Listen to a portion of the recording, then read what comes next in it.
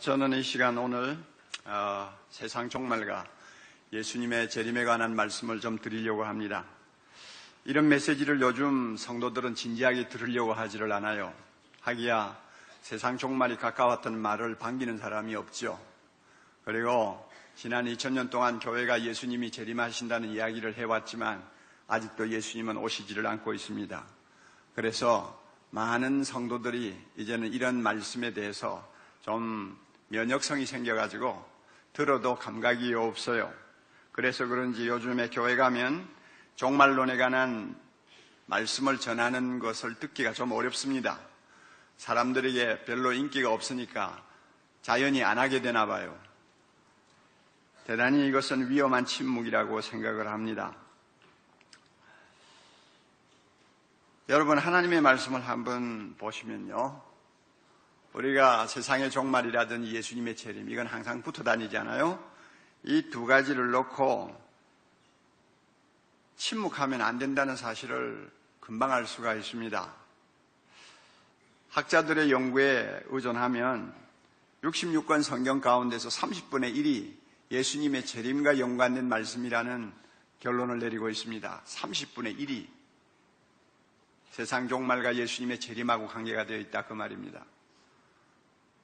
그리고 예수님이 베들레헴에 탄생하는 초림에 관해서 말씀하신 것에 비해서 예수님이 재림하시는 말씀은 8배나 더 많다고 하는 연구 결과를 내놓은 것을 보았습니다. 그만큼 성경은 예수님의 재림에 대해서, 그리고 그 직전에 있는 세상 종말에 대해서 쉬지 않고 말씀하시고 쉬지 않고 우리를 깨우치고 계신다는 것을 우리가 부인할 수가 없습니다. 더욱이 예수님이 십자가에 못 박혀 돌아가시기 위하여 마지막 이제 제자들과의 시간을 가졌을 때 그가 집중적으로 제자들을 앞에 놓고 정말로 마음을 다해서 말씀하시고 예언하시고 경고하신 내용이 뭡니까? 세상 종말과 예수님의 재림에 관한 것입니다. 이렇게 하나님의 말씀은 끊임없이 우리를 향해서 이 문제를 제기하고 경고하고 또 우리에게 반복해서 말씀을 하고 있는데, 교회가 어떻게 이 문제를 놓고 침묵할 수가 있겠습니까? 우리 모두가 들어도 그냥 그만, 안 들어도 그만, 듣기 싫으니까 가급적이면 피하자 하는 식으로 우리가 행동해서 오늘 이 어려운 시대를 이길 수 있다고 생각합니까? 이것은 대단히 위험한 짓입니다. 그래서 오늘 제가 이 말씀을 좀 드리려고 하는 것입니다. 금년 들어 언젠가 제가 누가복음 21장을 읽고 있는데 그날 따라서 25절의 말씀이 저에게 아주 강한 인상을 가지고 다가오면서 눈을 떼지 못하게 만들었어요. 그 25절 가운데서도 특별히 땅에서는 민족들이 바다와 파도의 성난 소리를 인하여 혼미하며 공고하리라 하는 이 말씀 한마디가 저의 마음속에서 딱 자리를 잡는 거예요. 전에는 이 말씀을 봐도 내용이 뭔지를 모르니까 무슨 말씀인지 이해가 안 되니까 그냥 넘어간 거예요. 읽고 그냥 넘어갔어요. 어떻게 온 세상 사람들이 바다 때문에 이렇게 여러 어려움을 겪을 수 있는 때가 올 수 있을까 생각하면 그건 현실성이 너무 없어 보이는 거예요. 그러니까 그대로 넘어갔는데 이날 따라서 이 말씀이 저에게 다른 의미로 다가왔습니다. 아마 그렇게 된 이유는 금년 들어 신문지상을 통해서 하루가 멀다 하고 세상 종말에 대해서 경고하는 과학자들의 글을 많이 읽었기 때문에 그런 것 같아요. 그 과학자들의 말을 종합해보면 세상 종말은 바다가 원인 제공을 하는 데서 시작된다고 하는 것입니다. 다시 말하면 말세징조의 진원지가 바다가 된다는 것입니다. 이런 경고를 염두에 두고 본문을 보니까 이 말씀 이거 심각한 말씀이구나, 이 보통 두려운 말씀이 아니구나 하는 것을 제가 알게 되었습니다. 그래서 좀 더 의미를 생각해 보려고 말씀을 마음에 담고 저 나름대로 실험을 했습니다. 그러나 이걸 설교할 것이냐 안 할 것이냐는 오랫동안 고심을 할 수밖에 없었습니다. 왜냐하면 제가 본문을 완전히 바로 해석한다고 장담할 수가 없기 때문입니다. 말세에 관한 본문이나 재림에 관한 본문은 아직도 베일에 가려진 부분들이 많아가지고 우리가 조심을 하지 아니하면 잘못 해석하기가 쉽습니다. 그렇기 때문에 항상 조심할 필요가 있거든요. 저도 이 본문을 놓고 설교할 것이냐 할 때 내가 설교하는 내용이 정말 완전한 해석이냐 하고 물을 때는 자신이 없는 거예요. 그런데 성령께서 저에게 확신을 주셨어요. 종말론에 관한 설교는 어차피 아직도 많이 베일에 가려 있기 때문에 그 누구도 완전 무결한 해석이나 완전 무결한 설교는 할 수가 없다. 부분적으로 깨달은 것만큼만 설교하면 된다. 성령이 주시는 저의 음성이었어요. 비록 부분적이라도 깨달은 것을 전함으로써 이 말씀을 듣는 성도들이 깨어서 말세를 준비할 수 있도록만 한다면 그것은 충분히 설교할 가치가 있다 하는 것을 성령이 저에게 가르쳐 주셨어요. 그래서 제가 이 말씀을 오늘 선택한 것입니다. 여러분이 성경을 펴놓고 잘 보세요. 앞뒤 본문으로 분위기로 모아가지고 25절의 내용은 재림 직전에 나타날 세상 종말과 또 예수님의 재림에 관한 것입니다. 이 징조는 위로 하늘에서 나타납니다. 그리고 아래로 바다에서 나타납니다. 반드시 꼭 순서적이라고 말할 필요는 없습니다. 우리는 어느 쪽이든지 먼저 나타나는 징조를 주목하는 것이 중요하기 때문입니다. 하늘의 일월 성신에 나타나는 징조는 마태복음 24장 29절에서 더 자세하게 우리에게 가르쳐주고 있습니다. 해가 어두워지고 달이 빛을 내지 아니하고 별들이 하늘에서 떨어지고 하늘의 영광이 흔들리리라. 말만 들어도 공포가 먼저 엄습하는 무서운 징조임에 틀림이 없지만은 이 하늘에서 일어날 징조는 아직 현실이 될 조짐이 별로 보이지를 않고 있습니다. 그러나 언젠가 나타나게 되면 한순간에 나타날 수도 있는 징조라고 저는 생각을 합니다.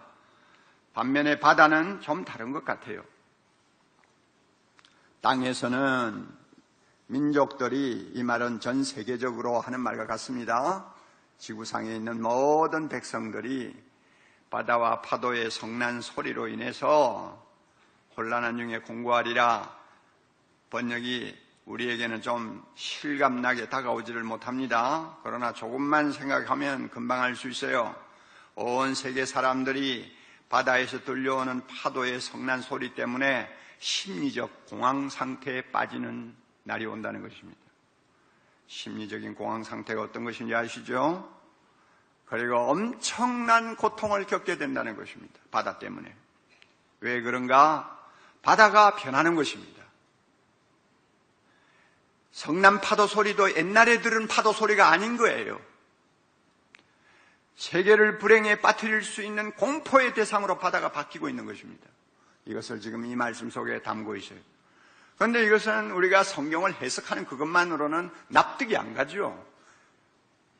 그런데 감사하게도 참 놀랍게도 이 예언은 21세기에 들어서면서 발등에 떨어진 현실이 되고 있다는 것을 과학자들이 먼저 우리에게 일깨워주고 있어요. 장래를 염려하는 사람들이 그 시선을 온통 바다로 지금 돌리고 있습니다. 우리가 잘 알잖아요. 바다를 살려야 지구가 안전할 수 있다는 소리를 우리는 지금 귀가 아프게 듣고 있습니다. 여러분들도 신문지상을 보았겠지만 몇 가지 정리를 해보죠. 국제기후변화위원회라고 하는 위원회가 있습니다. 거기에서 한 말이에요. 앞으로 80년 안에 전 세계 해안의 30%가 바닷속으로 들어간다는 거예요. 그리고 해안 도시 3분의 1이 물에 잠긴다고 이야기를 합니다. 뉴욕이 남아날까요? 부산이 남아날까요?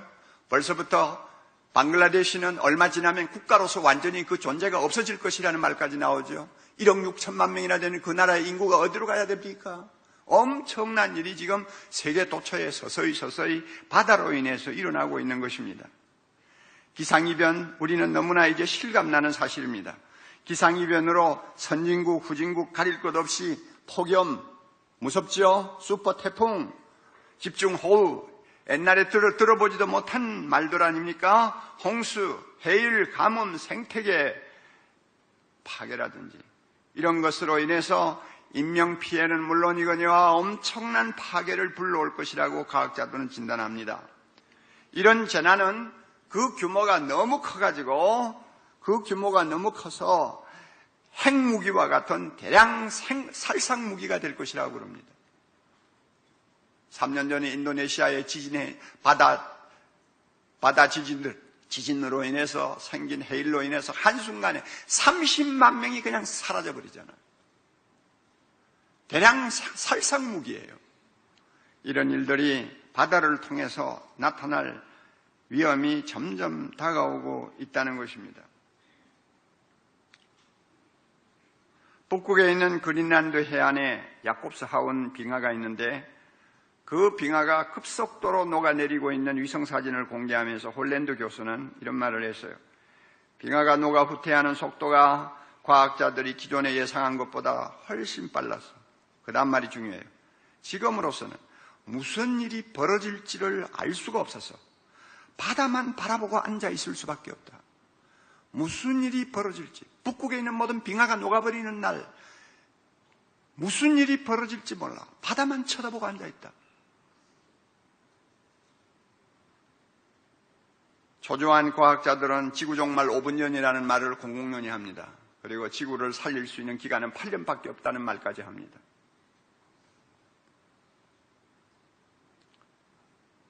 우리가 지금 무서운 세대에 살고 있는 것을 인식할 수 있습니다. 이런 과학자들의 말이 놀랍게도 25절에 나타나는 주님의 예언과 절대로 무관할 수 없다는 것이 저의 깨달음이에요. 너무나 어마어마한 내용이고 너무나 신비에 가려진 내용이기 때문에 성경 말씀만 가지고는 의미를 알 수가 없어요.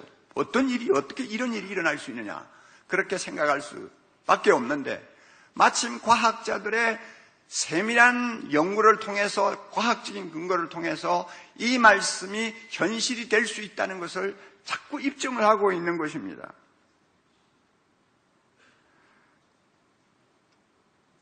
민족들이 바다와 파도의 성난 소리로 인해서 혼란한 중에 공고하리라. 조금씩 무슨 말인지 감이 잡히는 거예요. 절대로 가볍게 보고 넘길 수가 없는 말씀이라는 것을 우리는 알게 되는 것입니다. 교회가 이런 말세의 징조를 눈앞에 두고 한간 이야기만 하면 되겠어요? 예수를 믿지 않냐는 과학자들은 말세가 가까웠다고 야단인데 교회는 오히려 잠잠하고 있다니 안 될 말이죠? 안 될 말이죠. 그러면 여러분 어떻게 대비해야 합니까? 물론 전 세계가 힘을 합해서 이산화탄소를 줄여야 합니다. 그리고 지구를 살려야 합니다. 이런 노력도 우리가 병행하겠지만은 우리가 좀 더 우리는 신앙인이니까 하나님의 말씀을 들고 주님이 무엇이라고 하셨는가를 주목해야 됩니다. 그래서 이 세대를 바로 분별해야 합니다. 36절 말씀을 봅니다. 다 같이 읽습니다. 이러므로 너희는 장차올 이 모든 일을 능히 피하고 인자 앞에 서도록 항상 기도하며 깨어있으라 하시니라. 다시 한번 이러므로 너희는 장차올 이 모든 일을 능히 피하고 인자 앞에 서도록 항상 기도하며 깨어있으라. 주님께서는 이산화탄소를 줄여야 된다 이런 말씀은 안 하십니다. 그러나 이것은 영적인 문제예요. 궁극적인 중요한 사건은 예수님의 재림이에요. 그 재림을 앞두고 지금 바다에서 징조가 일어나는 것입니다. 그러므로 이 모든 일을 보면서 또 잘못하면은 우리가 이 시대를 분별하지 못해서 영적으로 패배할 수 있는 것을 피하면서 장차 주님이 재림하실 때 그 앞에 당당하게 설 수 있도록 뭐하라고 그랬어요? 항상 기도하며 깨어있으라고 그랬어요. 무엇을 해야 될 것이냐?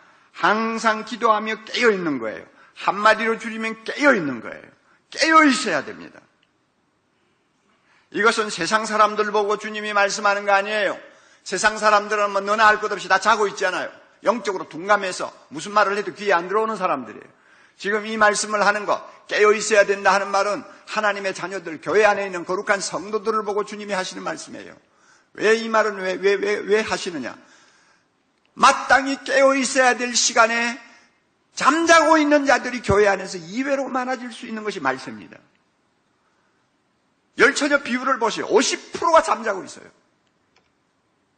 이런 위험한 상황이 올 수 있기 때문에 깨어있으라고 경고하는 것입니다. 깨어있으라. 깨어있다는 말이 무슨 뜻입니까? 저는 이렇게 생각을 합니다. 34절을 중심으로 해서 깨어있다는 것이 무엇인가? 세상의 마음을 빼앗기지 않는 것을 말합니다. 세상의 마음을 빼앗기지 않도록 조심하는 게 깨어있는 것입니다. 34절을 우리가 같이 봅니다. 너희는 스스로 조심하라.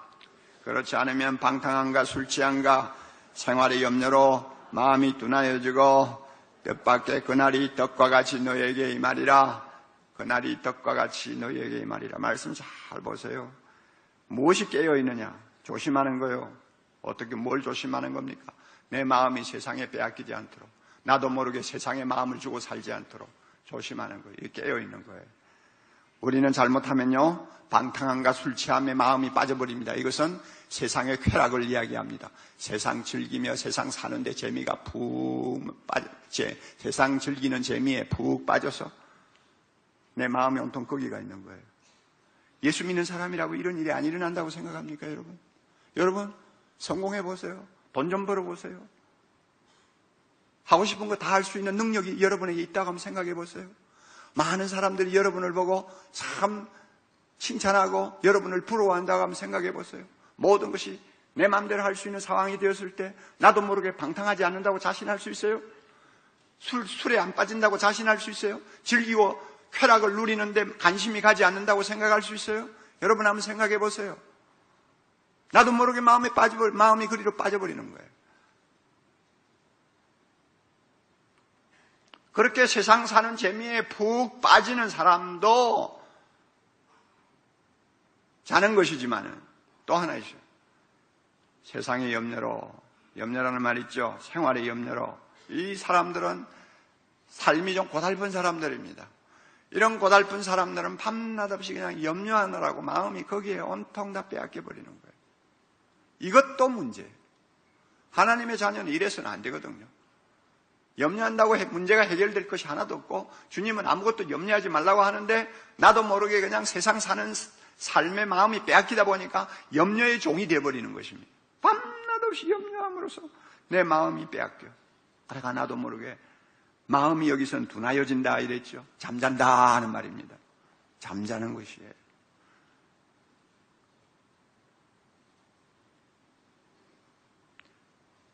누가복음 17장에 보면은 더 놀라운 말씀이 하나 있는데 노아 시대에 사람들이 홍수 때문에 망했지 않습니까? 그때에 그 말씀을 인용해가지고 주님께서 뭐라고 했느냐 하면 세상을 즐기는 방탕함과 술 취함 때문에 마음을 빼앗기는 일도 있고 세상의 염려로 마음을 빼앗기는 일도 있지만 또 하나 정상적으로 우리가 날마다 열심히 해야 되는 평범한 일상생활 때문에도 우리의 마음이 완전히 빼앗겨서 잠을 잘 수 있다고 이야기합니다.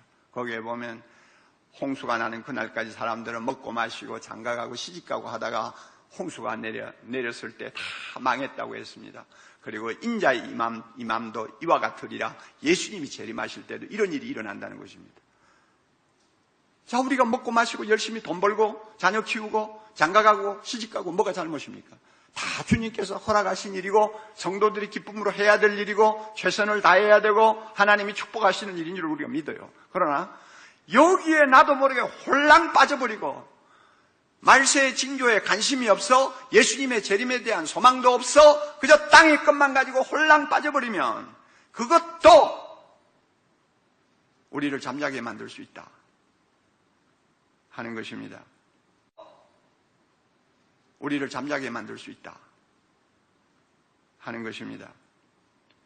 잠자는 사람의 상태를 가장 실감나게 우리에게 보여주는 것이 롯의 사위들 아닙니까? 소돔 고모라의 롯의 사위들. 야, 지금 당장 하늘에서 유황불이 떨어져서 이성이 하나님의 심판을 받는단다. 빨리 피해야 된단다. 할 때 그들이 뭐라고 그랬어요? 농담이라고 생각했죠. 농담으로 여겼더라. 잠자는 사람의 반응이에요. 아무리 심각한 말을 해도 귀에 안 들어오는 거예요. 말세 불감증이죠. 요즘 말로 좀 바꾸면 안전불감증이죠. 저는 희한한 경험을 한 일이 있어요. 우리 아파트 사무실에서 플라스틱 봉지 안에다가 한 장의 매뉴얼을 만들어가지고 다 끼워서 벽에도 걸어놓고 어디든지 쉽게 볼 수 있도록 그렇게 만들어가지고 전부 집집마다 배부를 했어요. 보니까 뭐냐면 지진 화재시 대피 요령입니다. 나는 16층에 살거든요. 지진 나봐요. 끝나는 거요. 화재 상상도 할 수 없는 일이죠. 끔찍한 일이죠. 어디로 갑니까? 그런데 지진, 화재, 당신이 위험한 일을 당할 때 살고 싶으면 이거 조심해서 잘 읽어두라 그 이야기 아닙니까? 그래서 보낸 거예요. 그런데 우리 집에 배달이 됐는데도 나중에 보니까 며칠이 지났는데 내가 한 번도 안 읽어본 거예요. 그리고 그것을 찾아가지고 한번 들어보니까 아이고 지진, 화재, 대피 요령. 아이고 그래도 뭐. 그리고는 너무 바쁘니까 던져버리고는 아직도 못 읽어봤어요. 그리고 지금은 그게 어디가 있는지도 몰라요. 세상에 이런 정신 나간 짓을 하는 사람도 있어요. 소위 안전불감증이라고 그러거든요. 사실 여러분 지진 죽고 사는 문제 아닙니까? 그렇지 않아요. 화재 죽고 사는 문제예요. 누가 내 생명 보장해 줄 거예요. 내가 조심할 수밖에 없고 내가 대피 요령 잘 기억했다가 위기 때는 탈출을 해야죠. 그러나 그렇게 중요한 것도 귀에 안 들어오는 거예요. 이유가 뭐예요? 설마 하면서 다른 데 마음이 푹 빠져 있기 때문에 그래요. 이런 모습이 뭐냐면 조우는 사람, 잠자는 자의 모습입니다. 성경에서 이야기하는. 아니 몇십 년 후에 바다에 해안가가 30%가 바닷속에 침수한다는 말을 듣고도 지금도 저 뭡니까? 바닷가에다가 낮은 지역에다 자유무역센터 짓고 있잖아요. 지금도. 다 정신들이 없는 거예요.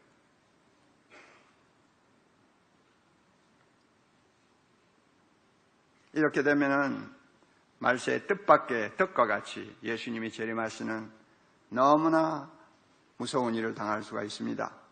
그러면 어떻게 해야 합니까? 여러분 다시 깨어 있어야 된다고 했죠? 그럼 깨어 있기 위해서는 어떻게 해야 합니까? 골로새 3장 1절 2절에 이런 말씀이 있습니다. 위의 것을 찾으라. 위의 것을 생각하고 땅의 것을 생각지 말라. 다시 한번 위의 것을 찾으라. 위의 것을 생각하고 땅의 것을 생각지 말라. 마음을 내가 세상에 주지 아니하려고 하면 마음을 어디다가 갖다 둬야 될 때가 있어야 되는 거예요. 그냥 내버려 두면 마음이 그냥 공중에 돌아다니게 되죠. 방황하게 되죠. 그러면 안 되죠. 내가 세상에 마음을 주지 말아야 된다면 세상 대신에 내 마음을 주어야 될 때가 있어야 되는 거예요. 그게 어디라는 겁니까? 위의 것. 하나님 나라, 주님의 재림, 영원한 천국의 축복, 모든 것을 위에다가 두고 생각하고 거기에 마음이 가 있도록 해야 된다는 것입니다. 그런데 내 마음을 위에 있는 것에다가 갖다 놓는 거요. 여러분 믿음이 좋으면 자연스럽게 되는 것 같죠? 그런데 제가 경험해 보니까 이것은 자연스럽게 되지를 않아요.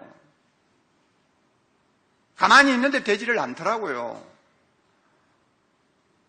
아무리 중생받고 거룩한 삶을 사는 목사라도요, 인간의 부패한 본성이 아직도 남아있어요. 그렇기 때문에요, 가만히 있으면은 마음은 꼭 물과 같아요. 물은 항상 어디로 흐릅니까? 낮은 데로 흘러갑니다. 가만히 두면 마음은 나도 모르게 낮은 데로 갑니다. 세상 쪽으로, 세상에 즐기고, 세상의 정욕으로 그냥 정신없이 노는 대로 나도 모르게 마음이 빠져요. 세상 온갖 욕심을 가지고 그냥 씨름하는 자리로 나도 모르게 가버려요. 가만히 두면 물처럼 그렇게 낮은 데로 흘러가 버려요. 그렇기 때문에 아래로 흘러가기 쉬운 마음을 위로 끌어올려야 되는 거예요. 그렇게 하기 위해서는 어느 정도의 훈련이 필요합니다. 경건의 연습이 필요하다는 말입니다. 물을 위로 끌어올리기 위해서는 펌프질을 해야 하듯이 세상에서 중요한 일치고 여러분 훈련 없이 되는 일이 있습니까? 없죠. 없어요. 언어를 공부하는 것으로부터 시작해서 체력을 단련하는 것까지 훈련 없이 되는 거 하나도 없어요.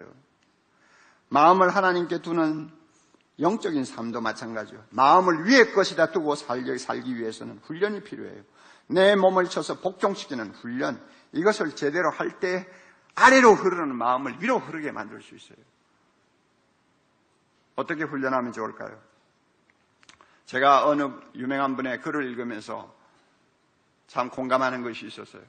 현대 사람들 너무 바쁘고 정신없으니까 현대 사람들이 마음을 세상에 두고 세상 일에 그냥 골똘하기가 참 쉽지 않습니까? 우리의 분위기가 그렇다고 말이에요. 아무리 아침에 기도 한 5분 하고 나와도 그 다음부터는 정신없잖아요. 그렇기 때문에 훈련이 좀 필요한데 어떤 훈련이 필요하냐? 고독, 침묵, 묵상이라는 훈련이 필요하다. 저는 여기에 공감합니다. 고독은 하나님과 독대하는 자리를 만드는 거예요. 하도 바쁘게 사니까 하나님과 나하고 둘이서 독대하는 시간이 거의 없지 않아요. 단둘이 만나서 단둘이 하나님 앞에서 마음과 마음을 통하는 시간이 거의 없잖아요. 독대하는 시간, 이게 고독이에요. 그리고 침묵은 하나님의 음성을 듣기 원하는 기다림이에요. 우리는 날마다 하나님의 음성을 말씀을 통해 듣는 것 같아도 천만에요. 캄캄해요. 정말로 내 깊은 곳에서 하나님이 들려주시는 음성을 듣기 위해서는 우리가 노력을 해야 돼요. 침묵해야 돼요.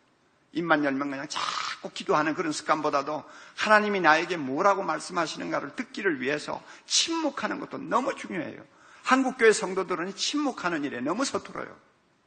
그냥 입만 열고 막 떠들기만 하고 그냥 자기 소리만 하지. 하나님이 지금 말씀을 하고 싶은데 기회를 주어야지. 내 친구 목사님들 중에서도 그런 분들이 있어요. 타고날 때부터 달변이야. 그냥 입에서 말을 쏟아놓는 재미로 사는 거야. 그러므로 그분들은 강단에 올라오면은요, 절대 내처럼 탈진하지 않습니다. 그냥 여러분들의 에너지를 다 흡수하는 거예요. 너무너무 좋아가지고, 말하는 게 너무 좋아가지고. 이런 분이 있어요. 이런 분들하고 앉아 식사를 하면요, 90%는 혼자 떠듭니다. 나에게 말할 틈을 주지 않아요. 그러니까 나중에는 어떤 현상이 일어나느냐? 만나기가 싫어요. 그래서 안 만나요, 지금. 5년이 넘었는데도 안 만나요, 지금. 혼자 떠드는데. 그러니까 오늘 우리가 하나님 앞에 잘못하면 그런 사람 되기 쉬워요. 계속 혼자 이야기하지. 하나님이 나에게 뭐라고 말씀하시는지. 기다리고 침묵하지를 않아요. 하나님께서 말할 기회가 좀 있을까? 내가 말할 기회가 좀 있을까? 기다리는데도 시간 안 주니까 하나님도 할 수 없이 가만히 계시는 거죠. 침묵 훈련. 그리고 묵상 훈련. 하나님이 나에게 주신 어떤 말씀을 마음에 담고 조용히 새기고 그 말씀을 통해서 영혼의 양식을 삼는 작업이에요. 이게 묵상이에요. 이렇게 고독과 침묵과 묵상이 오늘날 현대 사회를 사는 우리 사회가 마음을 위의 것에다가 하나님에게다 두고 살기 위해서 꼭 필요한 훈련이다. 저는 공감해요. 그런데 여러분 이렇게 들으면 아이고 수도원이나 좀 들어야 되겠네 하는 생각을 하실지 모르겠어요. 그렇게 하지 않아도 우리가 쉽게 하는 방법이 또 하나 있더군요. 제가 경험을 해보니까 뭔지 아세요? 고독도 침묵도 묵상도 한꺼번에 다 할 수 있는 방법이요. 좋죠? 굉장히 좋죠? 성경 암송하는 거예요. 성경 암송을 하면요 24시간 하나님의 말씀을 내 생각에 담아놓고 살 수 있어요. 한번 해보세요. 그리고 하나님의 말씀을 내 입에 넣고 24시간 중얼중얼 할 수 있어요. 그러면은요 그 말씀을 암송하는 순간에 나는 하나님과 둘이서 만나는 독대 시간을 갖게 돼요. 그 말씀을 묵상하는 시간에 나는 나도 모르게 내 영혼이 하나님의 음성에 귀를 기울이게 돼요. 그 말씀을 암송하는 순간에 나는 그 말씀을 통해서 주시는 은혜를 마음에 묵상하게 돼요. 내가 해보니까 그게 좋더라고요. 그런데 달라스 윌라드라고 하는 유명한 기독교 저술가가 있습니다. 그리고 교수인데요. 이분의 말 참 저에게 와서 닿았어요. 뭐냐면 영적인 훈련 가운데서 하나만 골라서 하라고 한다면 나는 성경 암송을 택하겠다. 그랬어요. 왜 그런가 하면은 성경 암송은 우리의 생각을 꼭 필요한 것으로 채워주는 기본적인 방법이 되기 때문이다. 그랬어요. 성경 말씀은 성경 암송은 우리 생각을 꼭 필요한 것으로 채워주는 기본적인 방법이다. 쓸데없는 잡동사니 같은 걸로 그냥 우리 생각을 가득가득 채워놓는 그런 생활이 아니고 세상에 살면 그렇게 되지 않아요. 그런 시간이 많이 있더라도 잠시 그것을 그 잡동사니를 다 털어내고 우리 생각에 꼭 필요한 것, 하나님이 기뻐하는 것들로 채울 수 있는 방법이 성경 암송이다 그 말이에요. 그러면 우리의 영혼이 물가에 심은 나무처럼 싱싱해집니다. 세상 유혹에 끌려가지 않도록 마음을 지키고 우리 마음을 유지할 수가 있습니다. 힘이 생겨요. 제가 여러 주간 외우는 말씀 중에 이런 말씀이 있어요. 시편 16편 8절 9절 같은 말씀입니다. 내가 여호와를 항상 내 앞에 모시며 그가 내 우편에 계심으로 내가 요동치 아니하리로다. 보세요. 내가 여호와를 항상 어디에? 내 앞에 하나님을 모시고 산다. 그가 내 우편에 계심으로 내가 절대 요동치 아니한다. 이러므로 내 마음도 기쁘고 내 영도 즐거워하며 내 육체도 안전히 거하리라. 이 말씀 여러분 마음에 담고 그러나 안전하 생각해 보세요. 나는 이런 말씀 외운다고 해서 우리 집 사람에게 외우는 티 안 냅니다. 우리 집 사람 이 말씀 외우는 줄 몰라요. 지금 전혀 몰라요. 내 혼자 마음에 담고 내 혼자 즐기는 거예요. 하나님과 고독한 시간을 만들고 즐기고 하나님 앞에서 조용히 침묵하는 시간을 만들고 즐기고 또한 하나님께서 무엇인가 나의 깨닫게 하는 말씀을 묵상하면서 즐기는 거예요. 내가 여호와를 항상 내 앞에 모시고 산다. 그러므로 하나님 앞에는 기쁨이 있고 즐거움이 있다. 이 말씀을 마음에 담고 계속 살면 내 생각이 하나님에게 가 있지 않을 수가 없는 거예요. 내 생각을 세상이 빼앗아 갈 수가 없어요. 내 마음을 세상이 유혹할 수가 없어요. 나의 마음을 단단히 지켜주니까요. 토저라고 하는 위대한 100년 전에 지도자가 있습니다. 그분이 한 말 중에 재밌는 이야기가 있어요. 자동차에 작은 바퀴를 달면 속도는 줄지만 힘은 세집니다. 그렇죠? 반대로 자동차에 큰 바퀴를 달면 속도는 어떻게 됩니까?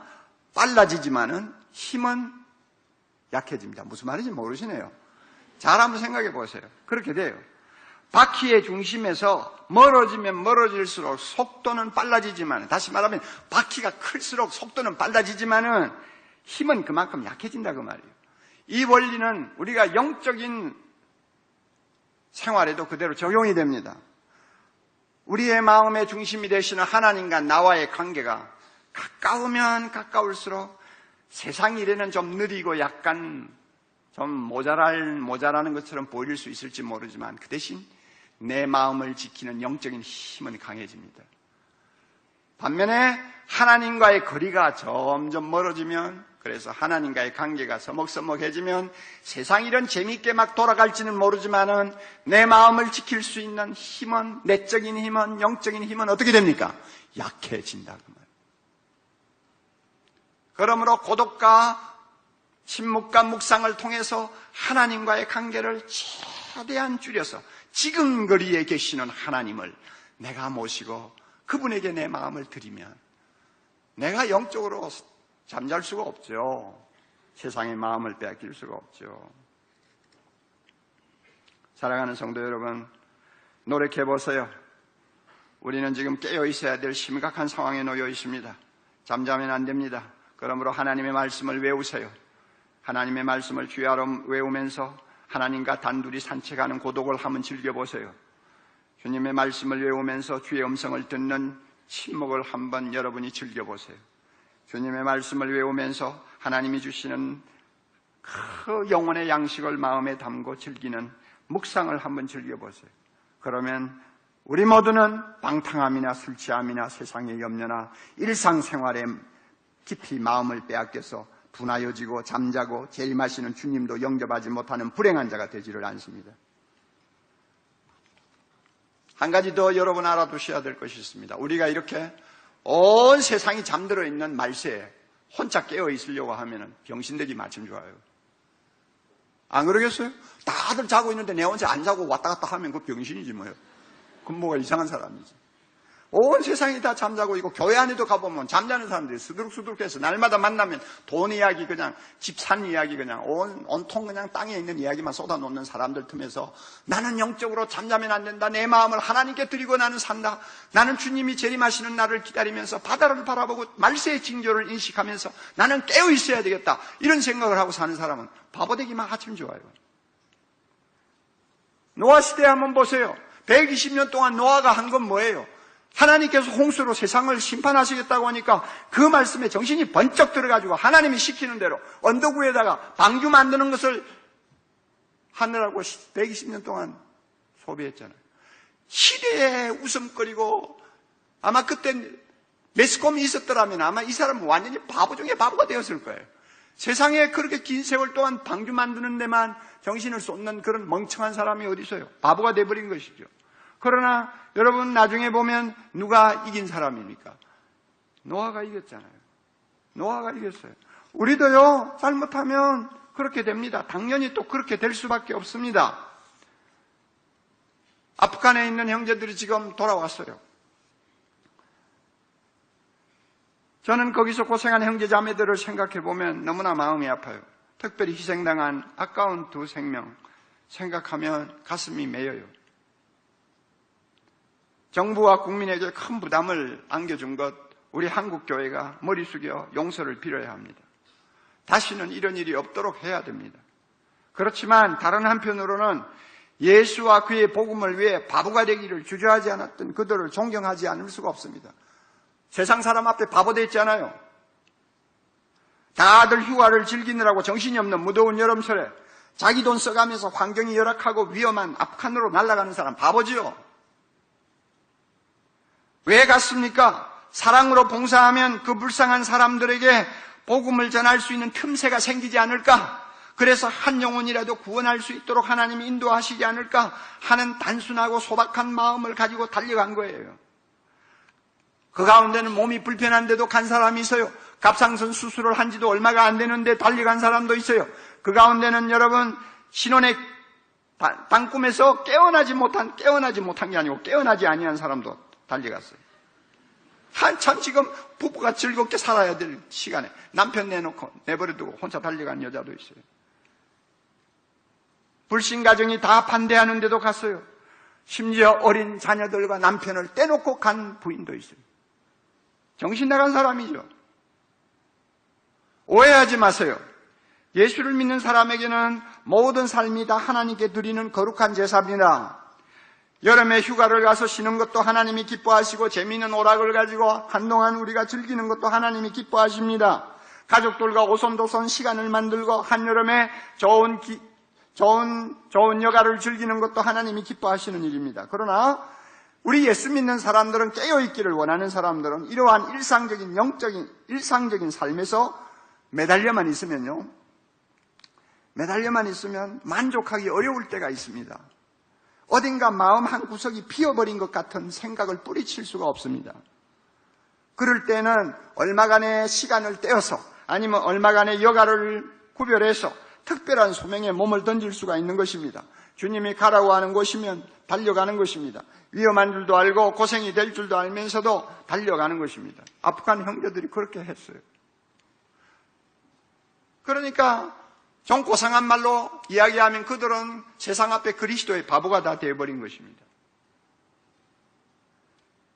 여러분, 우리는 모두가 잠자고 있는 세상에 살고 있기 때문에 우리만이 깨어있기를 원한다면 그리스도의 바보가 될 각오도 해야 합니다.